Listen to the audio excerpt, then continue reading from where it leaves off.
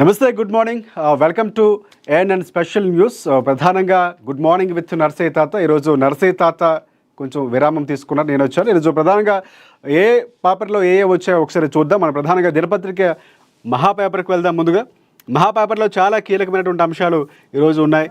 రాష్ట్ర రాజకీయాలకు సంబంధించినటువంటి మార్పులు చేర్పులు అన్నీ కూడా క్లియర్గా ఉన్నటువంటి పరిస్థితి కనిపిస్తూ ఉంది. ఇక్కడ చూసుకుందాం, స్పెషల్ ఎడిషన్ అనమాట. ఇక్కడ వచ్చినటువంటి పరిస్థితి దేశ రాజకీయాలకు సంబంధించి. తర్వాత మహా పేపర్కు సంబంధించి ప్రధానంగా ఒక హెడ్లైన్ కనిపిస్తూ ఉంది. 15 సీట్లతో మోదీ ప్రధానిని అయ్యారు అంటూ కీలకంగా, అంటే మొన్న జరిగినటువంటి ఎన్నికల్లో 15 సీట్ల తేడా ఉన్నటువంటి పరిస్థితి. తర్వాత ఆయన కూటమి ఏర్పాటు అవ్వటం, అందులో ఎన్డీఏ భాగస్వామ్యంతో ఉన్న తర్వాత ఆంధ్రప్రదేశ్లో ప్రభుత్వంతో కలిపినటువంటి సందర్భాల్లో ఆయన మోదీ అయినటువంటి పరిస్థితి, మోదీ ప్రధానిగా మారినటువంటి సందర్భం. సో ఇదే అంశానికి సంబంధించి ప్రధానంగా వచ్చింది. 15 సీట్లతో మోదీ ప్రధాని అయ్యారు. ఇక 100 సీట్లలో రిగ్గింగ్ అక్రమాలు, 2024 లోక్సభ ఎన్నికలపై రాహుల్ గాంధీ సంచలన వ్యాఖ్యలు చేశారు. ప్రధానంగా రాహుల్ గాంధీ లేకపోతే ముఖ్యమంత్రి రేవంత్ రెడ్డి గారు చాలా కీలకంగా ఎన్నికలు జరిగిన తీరుపై పదే పదే మాట్లాడుతున్నారు. ఎన్నికలు జరిగిన తీరుకు సంబంధించి కూడా గతంలో మాట్లాడినటువంటి వ్యాఖ్యలే రాహుల్ గాంధీ ఆధారాలు ఉన్నాయన్నటువంటి వ్యాఖ్యలు వినిపిస్తున్నాయి. సో ఇక్కడ మనం చూసుకుంటే 2024 లోక్సభ ఎన్నికలపై రాహుల్ గాంధీ సంచలన వ్యాఖ్యలు. ఎన్నికల కమిషన్ ఉనికిలో లేదని దేశం మొత్తానికి చాటి చెబుతాం, మా వద్ద 100% రుజువులు ఉన్నాయి, నిప్పులు చెలగాటంతో ఆడుతున్నామనే విషయం మాకు తెలుసు అనే చాలా కీలకమైనటువంటి వ్యాఖ్యలు. ఇక్కడ ఆధారాలు అంటే ఈ వర్డ్ ఒకసారి మనం చూసుకుంటే, మా వద్ద 100% రుజువులు ఉన్నాయి అంటే ఆధారాలు ఉంటేనే నిరూపించే అవకాశం ఉంది. ఒకవేళ నిరూపిస్తే ఎన్నికల సంఘానికి సంబంధించి లేకపోతే మోదీ ప్రభుత్వానికి ఒక ఎదురు దెబ్బ అని చెప్పుకోవచ్చు. ఎందుకంటే నిర్వహణ తీరుపై పదే పదే దేశ విదేశాల్లో వెళుతున్నటువంటి రాహుల్ గాంధీ వ్యాఖ్యలు చేస్తున్నారు. భారతదేశ ఎన్నికల వ్యవస్థ చచ్చిపోయింది, ఇది నిజం. 15 సీట్లతో మోదీ ప్రధాని అయ్యారు. 15 సీట్లు లేకుంటే మోదీకి ప్రధాని పదవి దక్కేది కాదు, ఎన్నికల కమిషన్ ఉనికిలో లేదని దేశం మొత్తానికి చాటి చెప్పేందుకు మా వద్ద 100% రుజువులు ఉన్నాయి. చాలా కీలకమైనటువంటి అంశాలు. ఈ ఆధారాల కోసం 6 నెలలు పనిచేస్తాం, రాబోయే రోజుల్లో ఇవన్నీ కూడా బయటపెడతామని కాంగ్రెస్ పార్టీ అగ్రనేత, లోక్సభ ప్రతిపక్ష నేత రాహుల్ గాంధీ అన్నారు. 2024 లోక్సభ ఎన్నికల్లో రిగ్గింగ్ జరిగిందని, 70 నుంచి 100 స్థానాలు అక్రమాలు జరిగాయంటూ అనుమానాలు ఉన్నాయన్నారు.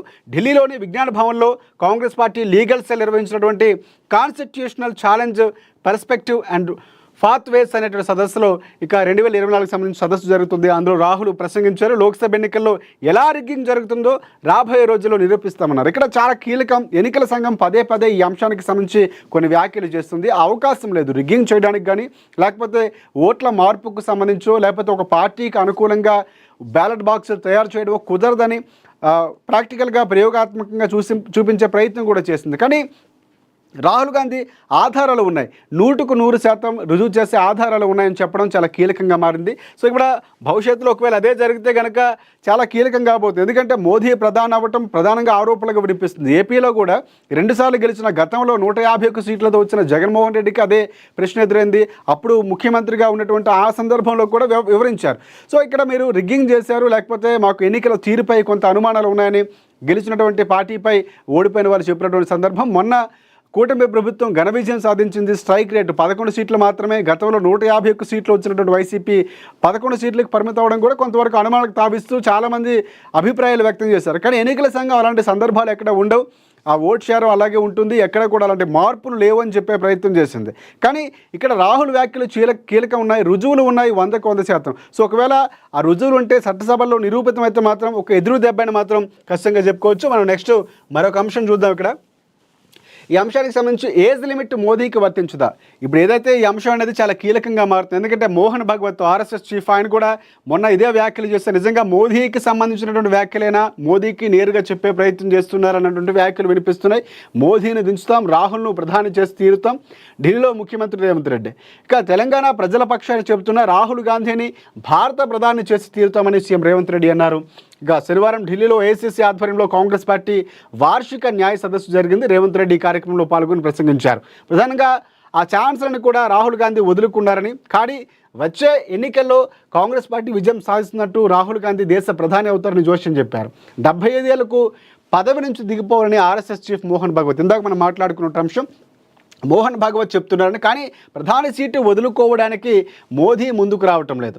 బీజేపీ ఆర్ఎస్ఎస్ రాజ్యాంగం ప్రకారం గతంలో ఎల్కే అద్వానీ, మురళీ మనోహర్ జోషికి వర్తించిన ఏజ్ లిమిట్ సూత్రం మోదీకి వర్తించుదా చాలా కీలకం. అంటే ఇప్పుడు మోదీ ఏం చేయబోతున్నారు? చాలా సందర్భాల్లో సెప్టెంబర్కైనా 75 ఏళ్ళు పూర్తి కాబోతున్నాయి. మోదీ కొనసాగుతారా, లేకపోతే ఆ పదవి కోసం ఇప్పటికే యోగి ఆదిత్యనాథ్ అంటున్నారు, అలాగే నెక్స్ట్ ఉన్నటువంటి అమిత్ షా కానీ చాలా కీలకంగా నితిన్ గడ్కరీ లాంటి వరకు ఎదురు చూస్తున్నారు. అయితే ఈ నేపథ్యంలో మోదీ దిగుతారా?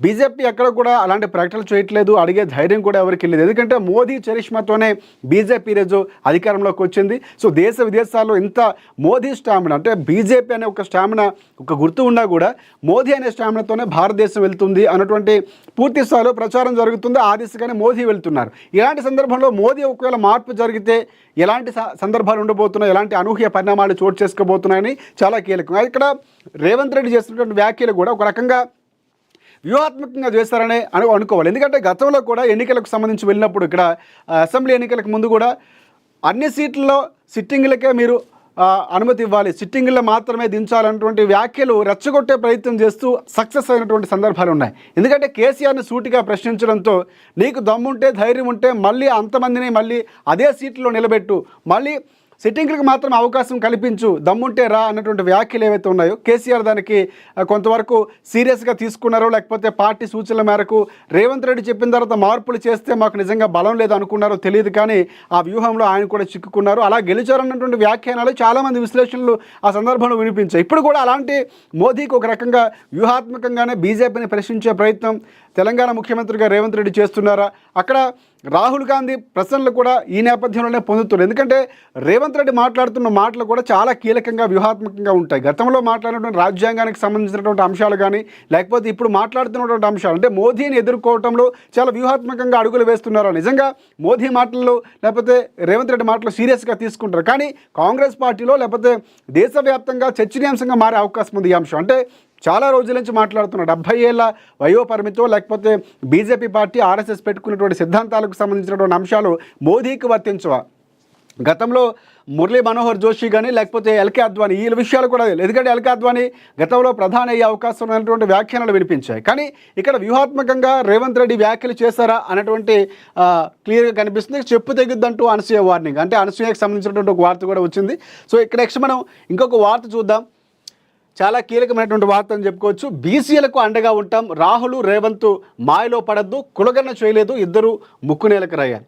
బీసీల రిజర్వేషన్లు పెంచట్లేదు, ముస్లింలకు మేలు చేస్తున్నారు, ఇందిరా పార్కు బీజేపీ ధర్నాలో కేంద్ర మంత్రి కిషన్ రెడ్డి వ్యాఖ్యలు. సో బీసీలకు అండగా ఉంటాం, ఈ అంశం చాలా కీలకంగా మారింది. బీసీలకు సంబంధించి బీసీ ప్రభుత్వంగా, బీసీలకు పెద్దపీట వేసే ప్రభుత్వంగా బీజేపీ పెడుతుంది.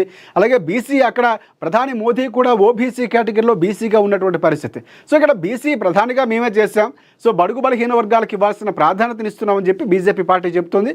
అవి కొన్ని రకాలుగా చెప్తున్నటువంటి అంశాలు. కానీ ఇక్కడ ప్రధానంగా కాంగ్రెస్ పార్టీ తెలంగాణ అంశానికి వచ్చేటప్పటికి ఇక్కడ బిల్లుకు సంబంధించిన 42% బిల్లుకు ఆమోదం తెలిపిన పార్లమెంట్లో అడ్డుకాలు వేస్తుందని రేవంత్ రెడ్డి మొన్న వ్యాఖ్యానించారు. ఇక్కడ రేవంత్ రెడ్డికి వ్యాఖ్యలకు సంబంధించి కిషన్ రెడ్డి చాలా క్లియర్ కట్గా కొన్ని వ్యాఖ్యలు చేస్తున్నారు. బీసీలకు అండగా ఉంటామని చెప్తున్నారు, రాహుల్ రేవంత్ మాయలో పడద్దని చెప్తున్నారు, కులగన్న చేయలేదు, ఇద్దరూ ముక్కు నేలకు రాయాలి, బీసీ రిజర్వేషన్లు పెంచట్లేదు, ముస్లింలకు మేలు చేస్తున్నారు, ఇందిరా పార్కు ఎందుకు ముస్లింలకు మేలు చేస్తున్నారు? ఈ అంశం చూసుకుంటే ప్రధానంగా ముస్లింల్లో ఓబీసీ దూదేకుల సర్టిఫికేట్స్ ఎవరైతే ఉంటారో అలాంటి ఒక పత్రాలు కలిగిన వారిని బీసీలుగానే పరిగణిస్తూ ఉంటారు, ఎందుకంటే కుల వృత్తులకు సంబంధించిన వారు. కానీ ఇక్కడ మోదీ లేకపోతే బీజేపీ సిద్ధాంతాలు కిషన్ రెడ్డి ఆరోపిస్తున్నటువంటి అంశాలు ఏంటంటే బీసీలను ఓబీసీలుగా లేకపోతే బీసీలో ప్రత్యేకంగా ఉన్నటువంటి ముస్లింలు ఎందుకు గుర్తించే ప్రయత్నం చేస్తున్నారు? అంటే వారికి మేలు చేకూర్చేలాగా కులగణన చేపట్టారా? అసలు ఏ కులాల వారు ఎంతమంది ఉన్నారు చెప్పే ప్రయత్నం కాంగ్రెస్ పార్టీ చేయట్లేదు. కానీ ఇక్కడ కీలకంగా ఉన్నటువంటి అంశాన్ని ముస్లింల్ని బీసీలుగా చేర్చడం అనేది సాగ్గా చూపించి మొన్న షెడ్యూల్కి సంబంధించినటువంటి షెడ్యూల్ 9లో చేర్చబోవడం, ఈ అంశాలన్నీ కూడా చాలా కీలకంగా కనిపిస్తున్నాయి. సో ఇక్కడ ఆమోదం తెలిపినా కూడా పార్లమెంట్కి వెళ్ళటంలో ఎందుకు ఈ బిల్లు ఒకవేళ కోర్టులో వేసినా కూడా షెడ్యూల్ 9లో చేర్చడానికి అవ్వదు అన్నటువంటి వ్యాఖ్యానాలు. అంటే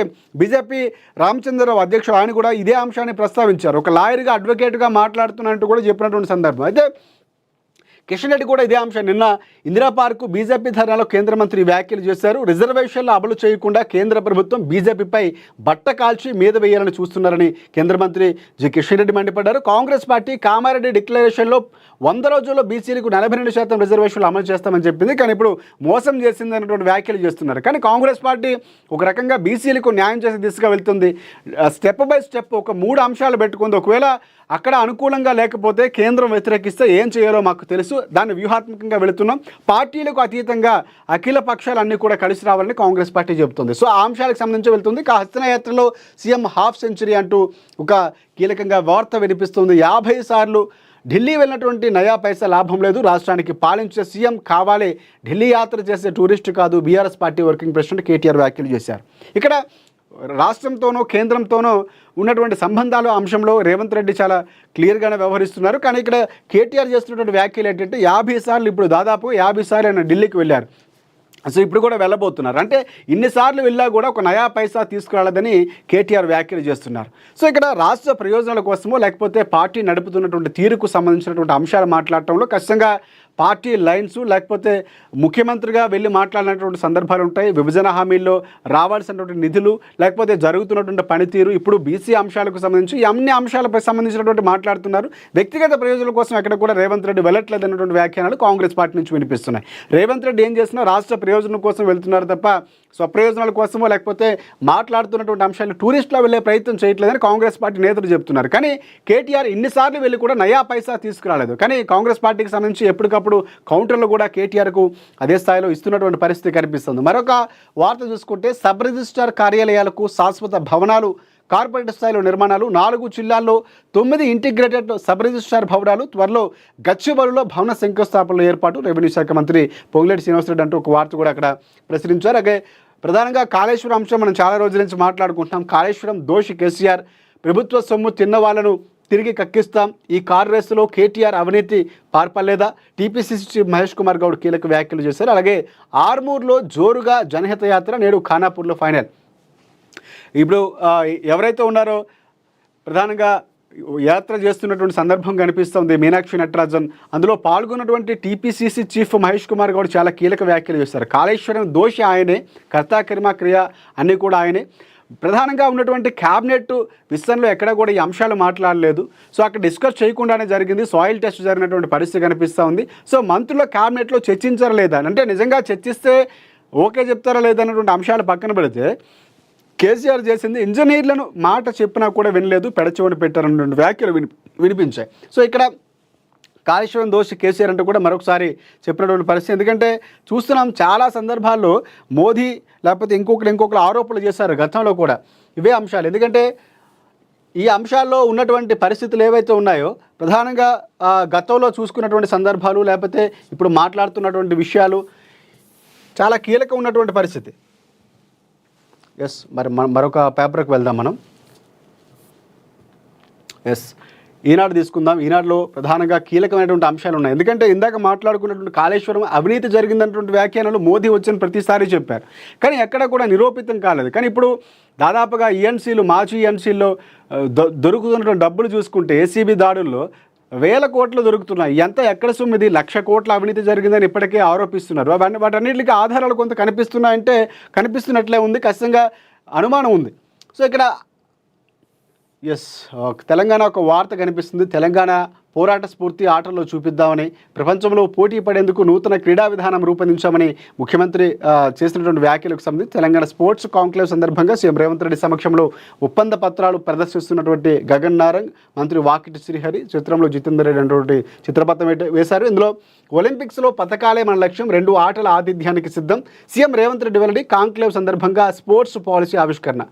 ఇక స్పోర్ట్స్కి సంబంధించినటువంటి ప్రత్యేకంగా చర్యలు గతంలో కూడా స్పోర్ట్స్ కేంద్ర మంత్రిని కలవటం, అక్కడికి వెళ్ళి విడతలు ఇవ్వటం, ప్రత్యేకమైనటువంటి శ్రద్ధ చూపించే ప్రయత్నం రేవంత్ రెడ్డి చేస్తున్నారు. అంటే తన మార్కు వేయటం అనేది ఒక ఎత్తు అయితే తెలంగాణ ప్రజలకు మంచి జరగాలన్నటువంటి నేపథ్యంలో ఆయన చేసుకున్నటువంటి నిర్ణయాలన్నీ కూడా కీలకంగా కనిపిస్తున్నాయి. అందులో స్పోర్ట్స్కు సంబంధించినటువంటి అంశాలు కూడా చాలా కీలకం కాబోతున్నాయి. ఎందుకంటే స్పోర్ట్స్లో క్రీడా విధానం మరి గతంలో కూడా ఒలింపిక్స్ నిర్వహించే సత్తా కూడా మా ప్రభుత్వానికి ఉంది అని చెప్పినటువంటి సందర్భాలు, అవకాశం ఇవ్వాలని కూడా చెప్పినటువంటి సందర్భాలు. ఇక్కడ మోదీని గద్దెదించేది కాంగ్రెస్సే, వచ్చే ఎన్నికల్లో రాహుల్ ఆ పని చేసి చూపిస్తారు. వయసు శాఖతో అద్వానీ జోషిలను మోదీ తప్పించారు.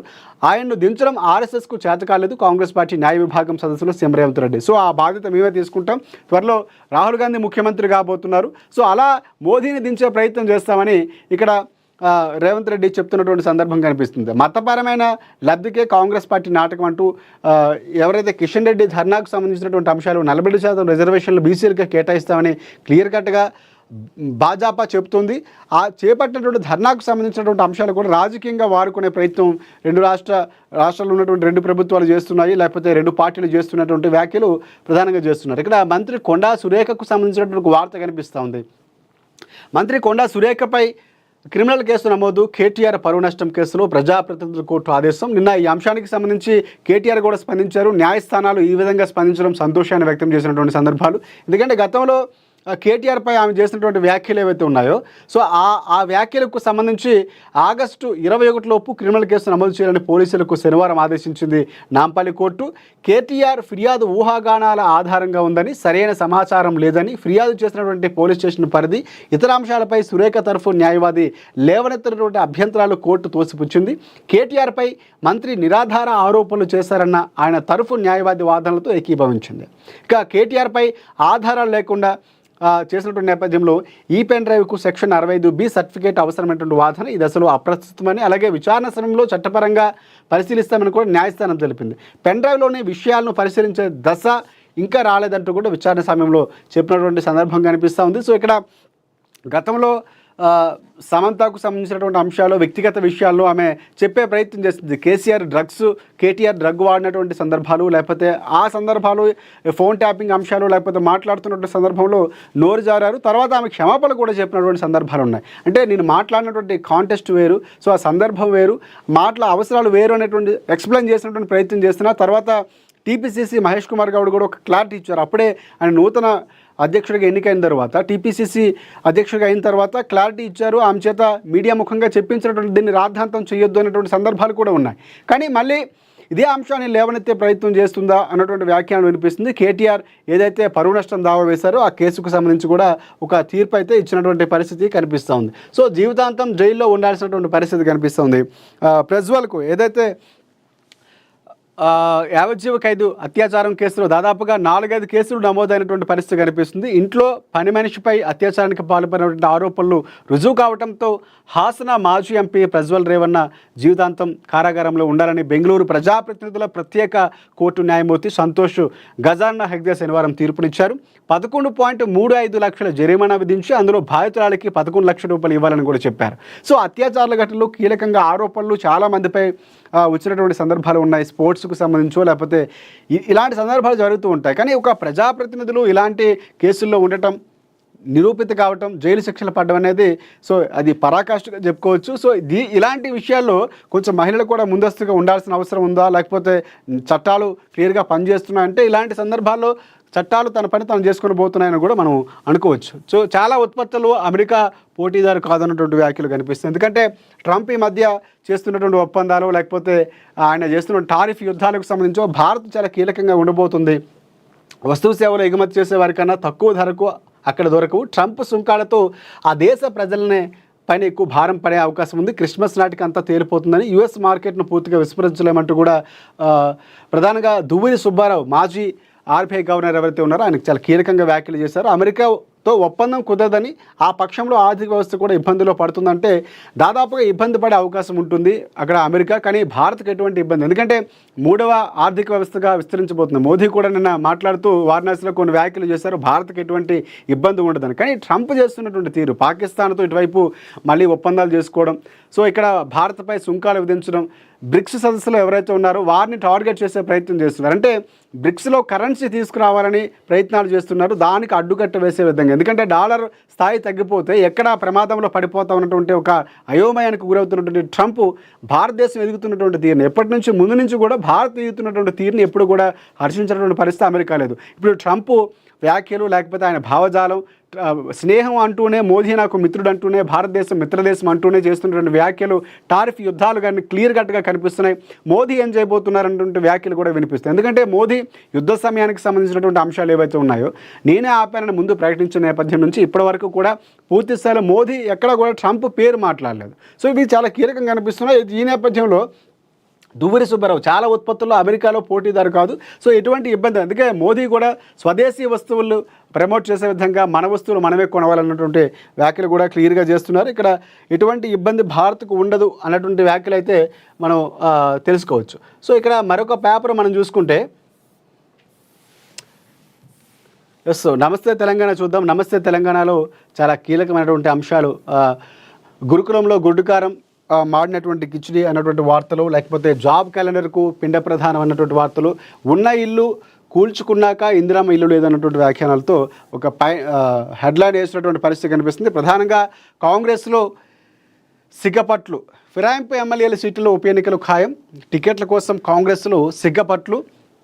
అసలు కాంగ్రెస్ వలస కాంగ్రెస్, అసలు కాంగ్రెస్ పార్టీకి సంబంధించినటువంటి వ్యాఖ్యానాలకు మహేష్ కుమార్ గౌడ్ చాలా క్లియర్గా చెప్పారు. గ్రూపులు ఉంటాయి, అసలు కాంగ్రెస్ కొసర కాంగ్రెస్ అంటూ ఏముండవు, వలసల కాంగ్రెస్ అన్నటువంటి వ్యాఖ్యానాలు ఏవైతే చేశారు. సో అంతా ఒకటే, సమయం వచ్చినప్పుడు సందర్భం వచ్చినప్పుడు ఎన్నికలు వచ్చినప్పుడు కలిసే పోరాటం చేస్తున్నా, మొన్న విజయమే దానికి సంకేతం అని కూడా చెప్పినటువంటి సందర్భాలు ఉన్నాయి. సో ముందు చాలామంది అనుకున్నారు ముఖ్యమంత్రిగా రేవంత్ రెడ్డి అయిన తర్వాత ఏం జరగబోతుందో, లేకపోతే పార్టీలో చీలికలు వస్తాయా, లేకపోతే ఏకనాథ్ షిండే లాగా మరొకరు వస్తారన్నటువంటి వ్యాఖ్యానాలు, లేకపోతే బీఆర్ఎస్ పార్టీ గతంలో చేసింది 6 నెలల్లో కూలిపోతారన్నటువంటి చేసిన వ్యాఖ్యానాలు ఎక్కడ కూడా నిజమని కనిపించింది. ఎందుకంటే దాదాపుగా 2 ఏళ్ల పాటు సుదీర్ఘమైనటువంటి ప్రయాణం చేస్తుంది కాంగ్రెస్ పార్టీ. సో ఇప్పుడు ఈ వ్యాఖ్యలు అనేవి నిలబడతాయా లేవని చూడాల్సిన అంశం. కానీ కాంగ్రెస్ పార్టీని విమర్శించే ప్రయత్నం చేస్తుందా అన్నటువంటి వ్యాఖ్యానాలతో ఈ వార్త ప్రస్తుతమైంది అనుకోవచ్చు. అలాగే తారాస్థాయికి చేరుకున్నటువంటి వర్గపోరు, టిక్కెట్ల కోసం అసలు కాంగ్రెస్ పట్టు, జంప జినాలీలకు ఇవ్వద్దన్నటువంటి హెచ్చరిక, తలపట్టుకుంటున్నటువంటి హస్తం పార్టీ పెద్దలు, ఇప్పటికే ఆశావాహుల పైరువేలు షురు, పార్టీలో ముదురుతున్నటువంటి టిక్కెట్లలోళ్ళే.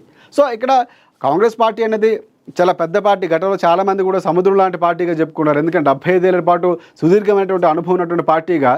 సో ఖచ్చితంగా సీనియర్లు, జూనియర్లు, లేకపోతే కొత్తగా వచ్చిన వాళ్ళు కొంతవరకు ఇబ్బందులు ఉంటే ఉండొచ్చు. కానీ అవి ఎక్కడ పార్టీ పైనో పరిపాలన పైనో లేకపోతే ముందుకు వెళ్ళే విధానంలో ఎక్కడ ఇబ్బంది కలుగుతున్నటువంటి సందర్భాలు లేవు. కానీ ఈ అంశానికి సంబంధించినటువంటి వార్తలు ఇక్కడ క్లియర్ కట్గా వేశారు. కాంగ్రెస్ పార్టీలో ఉప ఎన్నికల కుంపటి రాజుకుంది. ఉప ఎన్నికలకు సంబంధించిన అంశం మాట్లాడాల్సి వస్తే పార్టీ ఫిరాయింపులకు సంబంధించి పూర్తి నిర్ణయం ఎవరైతే తీసుకోవాలో స్పీకర్కి ఇచ్చినటువంటి పరిస్థితి కనిపిస్తుంది. సో ఇక్కడ చాలామంది ఇలాంటి సందర్భాలు ఉన్నాయంటే లేవు. ఎందుకంటే గతంలో బీఆర్ఎస్ ఎల్వీని విలీనం చేసుకున్నటువంటి సందర్భాలు ఉన్నాయా అన్నటువంటి వ్యాఖ్యానాల్లో కాంగ్రెస్ పార్టీ వెళ్ళింది. కానీ ఇప్పుడు అలాంటి పరిస్థితి లేదు. కాంగ్రెస్ పార్టీ ఎల్పీని గతంలో బీఆర్ఎస్ పార్టీ మెర్జ్ చేసుకుంది.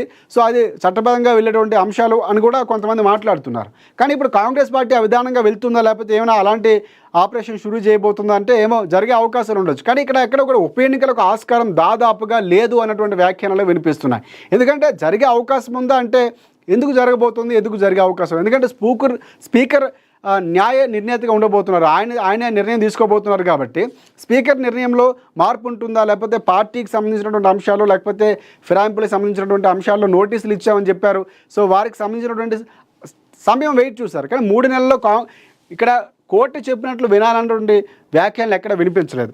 కాబట్టి ఉప ఎన్నికలు వచ్చే అవకాశాలు ఉన్నాయంటే దాదాపుగా లేవు అనే మనం చెప్పుకోవాలి. ఇక్కడ రోతరాతలు, తప్పుడు కూతలు, కాళేశ్వరం కమిషన్ నివేదికపై దుష్ప్రచారం చేస్తున్నారు. తెలంగాణ కోసం పరితపించిన కేసీఆర్ను బద్నాం చేసేందుకు మీడియా సంస్థల కుట్ర అంటూ వ్యాఖ్యలు చేసినటువంటి పరిస్థితి. మీడియా మాటలకు సంబంధించి మన కేసీఆర్ కూడా కొన్ని వ్యాఖ్యలు చేశారు.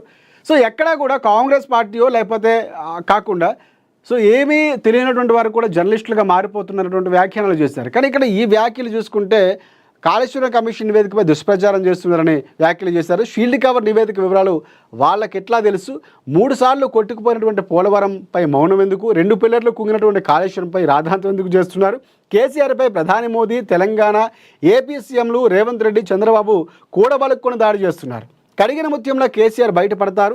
50 సార్లు ఢిల్లీ వెళ్ళి రేవంత్ రెడ్డి ఏం సాధించారు, ప్రజల జోబులు కొట్టి ఢిల్లీ కాంగ్రెస్కు కప్పం కడుతున్నారని, అలాగే సీఎం టీపీసీసీ చీఫ్ దద్దమ్మలనే రంగంలోకి మీనాక్షి దిగారా అన్నటువంటి అనుమానాలు వ్యక్తం చేశారు. అలాగే నిప్పులు జరిగినటువంటి మాజీ మంత్రి జగదీశ్వర్ రెడ్డి చాలా కీలకంగా జగదీశ్వర్ రెడ్డి సంబంధించినటువంటి అంశాలు, లేకపోతే కాంగ్రెస్ పార్టీకి సంబంధించినటువంటి విమర్శలు చేస్తున్నటువంటి నేపథ్యంలో ఈ వ్యాఖ్యలన్నీ కూడా చేశారు. మీడియాకు సంబంధించినటువంటి అంశాలు కూడా లేవనెత్తారు. కానీ ఇక్కడ మీడియాని దుష్ప్రచారం చేయడం, ఈరోజు ఆ పార్టీకి సంబంధించినటువంటి పింక్ మీడియా అని కాంగ్రెస్ పార్టీ మాట్లాడుతుంది. పింక్ మీడియా అన్నటువంటి మీడియా లేదా, లేకపోతే కాంగ్రెస్ పార్టీకి వ్యతిరేకంగా వారు వార్తలు వండి వారస్తట్లేదు అన్నటువంటి వ్యాఖ్యానాలు వినిపిస్తున్నాయి. ఇక్కడ కూడా అదే దుష్ప్రచారం చేస్తున్నారు. అంటే ముందు మనల్ని మనం తెలుసుకొని మాట్లాడడం అనేది చాలా ముఖ్యం. అన్ని పార్టీలు కూడా దాదాపుగా అవే స్థాయిలో వెళ్తున్నాయంటే ఖచ్చితంగా కనిపిస్తుంది. ప్రజలకి తెలుసు, పనిచేస్తున్న వాళ్ళకి అందరికీ తెలుసు. కానీ ఇక్కడ ఇలాంటి దుష్ప్రచారం మీడియాపై చేయడం అనేది సరైనది కాదన్నటువంటి అంశం చెప్పవచ్చు. ఇక్కడ ఇంకొక అంశం, కాంగ్రెస్ పార్టీకి సంబంధించిన విమర్శలు లేకపోతే వర్గ విభేదాలతో మాట్లాడుతున్నటువంటి అంశాలు ఉంటే, కాంగ్రెస్ పార్టీ ఏదైతే విమర్శలు చేస్తుందో కాంగ్రెస్ పార్టీ పైన, ఇదే విమర్శలు మీపై కూడా ఉన్నటువంటి సందర్భం కనిపిస్తుంది. కవిత ఇప్పుడు వేరు కుంపట పెడుతుందా? కవిత వెళ్తున్నటువంటి తీరు చూసుకుంటే కాంగ్రెస్ పార్టీకి సంబంధించినటువంటి అంశాలు నిజమనే కనిపిస్తున్నాయి. గతంలో మెర్జ్ చేసే ప్రయత్నం చేశారా, బీజేపీ పార్టీతో మీరు రూపాయికారు ఒప్పందం చేసుకున్నారని మీ పార్టీకి సంబంధించిన వాళ్ళు చెప్పడం, ఇవన్నీ చాలా కీలకంగా కనిపిస్తున్నాయి. ఇక్కడ కాంగ్రెస్ పార్టీపై ఆరోపణలు చేసే ముందు మీ పార్టీలో ఉన్నటువంటి లొసుగులు కూడా సరిదిద్దుకోవాలి, ముందు మీ వైపు మీరు చూసుకున్నారని కాంగ్రెస్ పార్టీ నేతలు చెప్తున్నారు. సో ఈ అంశాలు కూడా తెలుసుకొని మాట్లాడితే బాగుంటుంది అన్నటువంటి కౌంటర్ కూడా ఇచ్చే ప్రయత్నం కాంగ్రెస్ పార్టీ నేతలు చేస్తారని అనుకోవచ్చు. ఇక్కడ ఏపీలో బనకచెర్ల చిచ్చు అనేటువంటి ప్రధానంగా ఒక వార్త కనిపిస్తుంది. మండిపడుతున్నటువంటి మేధావులు కాంట్రాక్టర్ల కోసమేనంటూ ఆగ్రహం. ఇదే అంశానికి సంబంధించి నిన్న మహేష్ కుమార్ గౌడ్ మాట్లాడుతూ, మీరే ఆ పాపం కూడా మీదే, బనకచెర్లకు ఆమోదం ఇవ్వటంలో అక్కడికి వెళ్ళి చేపల పులుసు తినడం, లేకపోతే రాయలసీమ రత్నాలసీమ చేస్తామని చెప్పినటువంటి సందర్భాలన్నీ కూడా మీ ముఖ్యమంత్రిగా ఉన్నటువంటి కేసీఆర్ చేశారు. ఆయన చేసినటువంటి ఈ పరిస్థితి మా మీద నెట్టే ప్రయత్నం చేస్తున్నారు, ఆ పాపం మీదే అని కూడా చెప్పే ప్రయత్నం చేశారు. ఇక్కడ ప్రధానంగా మాట్లాడుకోవాల్సిన అంశం రాష్ట్ర ప్రయోజనాల కోసం మాట్లాడుకోవాలి. రెండు తెలుగు రాష్ట్రాల ఉన్నటువంటి సమన్వయం సఖ్వత కోసం, లేకపోతే అభివృద్ధి చెందాల్సిన అవసరం కోసం మాట్లాడుకోవాలి. ఇక్కడ రాజకీయాలు అవసరం అంటే కొన్ని సందర్భాల్లో రాజకీయాలు అవసరమని మాట్లాడుతున్నారు, కానీ రాష్ట్ర ప్రయోజనాలే ముఖ్యమైనటువంటి వ్యాఖ్యలు మేధావుల నుంచి వినిపిస్తున్నాయి. ఇక్కడ కాంగ్రెస్ పార్టీయో లేకపోతే బీఆర్ఎస్ పార్టీయో లేకపోతే బీజేపీ పార్టీయో కాకుండా రాష్ట్ర ప్రయోజనాలు అనే అంశంతో వెళ్ళాలి. బనకచెర్ల నిజంగా నష్టం జరిగినప్పుడు ఆ క్రెడిట్ కూడా ఇక్కడ మేమే వేసుకోవాలి అన్నటువంటి ప్రయత్నంలోనే తెలంగాణ అంశాన్ని తీసుకొస్తున్నారు. కానీ టీఆర్ఎస్ను బీఆర్ఎస్గా మార్చినప్పుడు, లేకపోతే బీఆర్ఎస్ పార్టీ అక్కడ ఏపీలో అక్కడ ఒక చీఫ్ నిలబెట్టడం, తర్వాత చంద్రశేఖర్ని అక్కడ నిలబెట్టినటువంటి సందర్భాలు, పోటీ చేసే ప్రయత్నం ఉందంటే ఇక్కడికే అసలు గెలవలేనటువంటి సందర్భం ఉంది. తర్వాత మారినటువంటి పరిస్థితులు అందరికీ తెలిసింది. కానీ ఇక్కడ కేసీఆర్ లేకపోతే బీఆర్ఎస్ పార్టీ విమర్శలు చేస్తున్నట్లు నిజంగా బనకచెర్ల అనేది ఏపీకి లబ్ధి చేకూర్చబోతుందా అంటే, గతంలో రాయలసీమకు సంబంధించి అనుమతులు మేమే ఇచ్చాము అనేటువంటి సందర్భాలు కూడా వినిపించాయి. రత్నాలసీమగా రాష్ట్రం వచ్చింది, ఇప్పుడు రెండు రాష్ట్రాలకు సమానమే, అక్కడ కూడా ప్రజలు బాగుండాలి, మేము సహకారం చేస్తామని చెప్పినటువంటి సందర్భం కేసీఆర్ ఉంది. కానీ ఇప్పుడు బనకచెర్లకు ఏదో గురుశిష్యుల సంబంధమో లేకపోతే ఇంకా అంశాలు మాట్లాడుతున్నారు. కానీ రాష్ట్ర ప్రయోజనాలు ఎక్కడ కూడా మొన్న కూడా మాట్లాడినటువంటి అంశాల్లో సో ఎక్కడ కూడా అక్కడ బనకచెర్ల అంశం లేదు. మోదీతో మన మీటింగ్ అయినటువంటి సందర్భాల్లో కూడా ముఖ్యమంత్రులు భేటీలు ఎక్కడ లేదని క్లియర్ కట్గా రేవంత్ రెడ్డి బయటకు వచ్చి చెప్పారు. అయినా కూడా విమర్శలు చేస్తున్నారు. సో దానికి ఆధారాలు ఉంటే బీఆర్ఎస్ పార్టీ చూపిస్తే బాగుంటుంది అన్నటువంటి వ్యాఖ్యలు కాంగ్రెస్ పార్టీ నుంచి వినిపిస్తున్నాయి. ఇది ప్రధానంగా ఉన్నటువంటి పేపర్లో అంశాలుగా మనం చెప్పుకోవచ్చు. సో ఏది ఏమైనా ఫైనల్గా రాష్ట్ర ప్రయోజనాల కోసం ఈరోజు ఉన్నటువంటి అంశాలు రేపు ఉండకపోవచ్చు, రేపు ఉన్నటువంటి అంశాలు ఎల్లుండి ఉండకపోవచ్చు. రాష్ట్ర ప్రయోజనాల కోసం పార్టీలు పోరాడాలి అన్నటువంటి వ్యాఖ్యానాలు ప్రజల నుంచి వినిపిస్తూ ఉంటాయి. ఈరోజు జరిగినటువంటి సందర్భాలు అంటే కాళేశ్వరం అంశం చాలా కీలకంగా కనిపిస్తుంది. సో దానికి సంబంధించి ఒక త్రిసభ్య కమిటీని కూడా వేశారు. శాఖలకు సంబంధించి ఈరోజు ఉత్తమ్ కుమార్ రెడ్డి కూడా మాట్లాడబోతున్నారు. సో ఎక్కడ అవినీతి జరిగింది, ఎక్కడ ఆరోపణలు ఎదుర్కొన్నటువంటి సందర్భాలు ఉన్నాయో కేసీఆర్పై పూర్తిగా కర్తా కర్మక్రియ ఆయనే చెప్పే ప్రయత్నం చేస్తున్నారని బీఆర్ఎస్ పార్టీ ఆరోపిస్తూ ఉన్నప్పటికీ ఫైనల్ నివేదిక, ఎందుకంటే జస్టిస్ పినాకి ఘోష్ ఎవరైతే ఉన్నారో సో ఘోష్ ఇచ్చినటువంటి నివేదికలైన ఆధారంగా కొన్ని అంశాలు చెప్పారు. సో ఎలా దొరికింది మీకు, ఎలా ఇన్ఫర్మేషన్ తెలుస్తుంది, ముందు నుంచి కాంగ్రెస్ పార్టీ అదే ఆరోపిస్తుంది. నిన్న మహేష్ కుమార్ గౌడ్ కూడా అదే మాట్లాడినటువంటి సందర్భాలు ఉన్నాయి. కాళేశ్వరం అంశంలో కన్నా బయటకు వస్తే ఇన్ని కోట్లలో అవినీతి జరిగిందంటే ప్రభుత్వానికి తెలియకుండా జరిగిందా అనేటువంటి ప్రశ్న ఖచ్చితంగా ప్రజాప్రతినిధులుగా ఉన్న వారికి అందరికీ ఖచ్చితంగా అంశం తెలిసే ఉంటుంది. సో ఈ అంశం చాలా కీలకంగా కనిపిస్తుంది. అలాగే మోదీకి సంబంధించినటువంటి అంశం 75 ఏళ్ల పాటు ఆయన వయసు రీత్యా మారతారా అన్నటువంటి అంశం చాలా కీలకంగా కనిపించింది. అలాగే రాజ్యాంగానికి సంబంధించినటువంటి అంశాలు, ఎన్నికలకు సంబంధించినటువంటి అంశాలు రాహుల్ గాంధీ మాట్లాడినటువంటి ఏవైతే ఉన్నాయో చాలా కీలకంగా కాబోతున్నాయి. భవిష్యత్తులో ఒకవేళ ఆధారాలతో సహా నిరూపిస్తే ఏం జరగబోతుంది, ఎన్నికల సంఘం తలదించుకునే అవకాశం ఉందా, ఎన్నికల్లో నిర్వహణలో తప్పు జరిగిందని ఒప్పుకోవాల్సిన అంశం ఉందా, అలాగే దేశ ఖ్యాతికి కూడా ఒక రకంగా నష్టం జరిగే అవకాశం ఉంది. ఎందుకంటే ఎన్నికల నిర్వహణ మంది ప్రజాస్వామ్యంలో జరుగుతున్నటువంటి ఎన్నికలు చాలా హేతుబద్ధంగా జరుగుతున్నాయన్నటువంటి వ్యాఖ్యానాలు వినిపిస్తున్నాయి. బయటికి వెళ్ళినప్పుడు సందర్భాల్లో కూడా రాహుల్ గాంధీ ఇదే అంశాన్ని చెప్తున్నారు. ఎన్నికల జరిగిన తీరు లేకపోతే ఎన్నికల్లో గెలిచినటువంటి సీట్లలో మార్పులు చేర్పులు ఓటర్లు ఇప్పుడు బీహార్లో ఎన్నికలకు సంబంధించినటువంటి అంశాల్లో కూడా కొంతమంది ఓటర్లు తీస్తున్నారు, వారికి అనుకూలంగా ఉన్నటువంటి వారి ఓటర్లు చేర్చుకునే ప్రయత్నం చేస్తుందా అన్నటువంటి అనుమానాలు వ్యక్తం చేస్తున్నారు. కానీ ఆరోపణలు వేరు, నిరూపణలు వేరు. సో నిరూపణ చేయాలంటే ఆధారాలు ఖచ్చితంగా ఉండాల్సిన అవసరం ఉంది. ఆధారాలతో నిరూపిస్తే ఏం జరగబోతున్నటువంటి అంశాలు కూడా చాలా కీలకంగా ఈరోజు వార్తా దినపత్రికలో ఉన్నటువంటి అంశాలుగా చెప్పుకోవచ్చు. ఇది ఈరోజు మార్నింగ్ డిబేట్ ప్రధానంగా చూసుకోవచ్చు. సో మార్నింగ్ విత్ నర్సయ్య తాత. సో రేపు మళ్ళీ కలుసుకుందాం. అంతవరకు చూస్తూనే ఉండండి ఏఎన్ఎన్ తెలుగు న్యూస్.